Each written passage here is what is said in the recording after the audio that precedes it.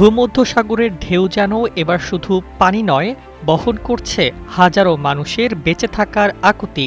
আর সেই ঢেউ থামাতেই নজিরবিহীন পদক্ষেপ নিয়েছে স্পেন।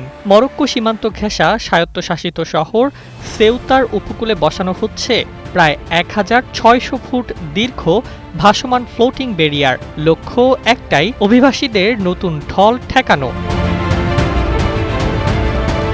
মাত্র ২৪ ঘন্টার ব্যবধানে আনুমানিক ৫০ থেকে ৬০ হাজার অভিবাসন প্রত্যাশী মরক্কো থেকে সেউতায় প্রবেশ করেন। স্পেনের স্বরাষ্ট্র মন্ত্রণালয় জানিয়েছে তাদের মধ্যে ৪৮,৩০০ জনকে ইতোমধ্যেই মরক্কোয় ফেরত পাঠানো হয়েছে। তবু শত শত মানুষ এখনও সেউতার সৈকত ও আশেপাশে আশ্রয়ের খোঁজে ঘুরে বেড়াচ্ছেন।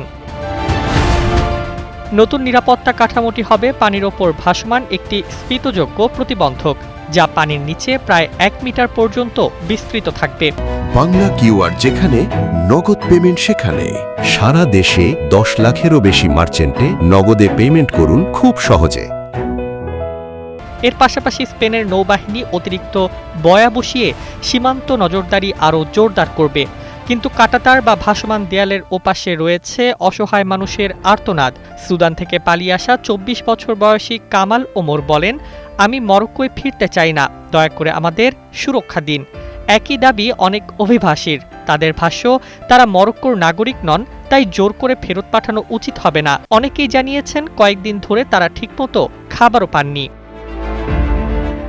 সেউতায় সাম্প্রতিক সংকটের সময় অন্তত ৬৭ জনের মৃত্যুর তথ্য জানিয়েছে স্থানীয় প্রশাসন। এই পরিস্থিতি ইউরোপ জুড়ে উদ্বেগ তৈরি করেছে।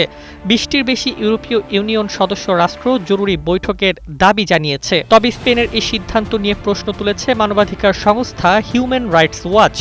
সংস্থাটির মতে, ভাসমান ব্যারিয়ার সাঁতরে পার হওয়ার চেষ্টা করলে কিভাবে মানুষের জীবন রক্ষা করা হবে তা এখনও স্পষ্ট নয়। একদিকে সীমান্ত সুরক্ষার কঠোর বার্তা, অন্যদিকে আশ্রয়ের আকুতি। সেউতার উত্তাল উপকূলে এখন মানবিক সংকট আর নিরাপত্তা রাজনীতির লড়াই পাশাপাশি দাঁড়িয়ে আছে। News desk, ২১ television.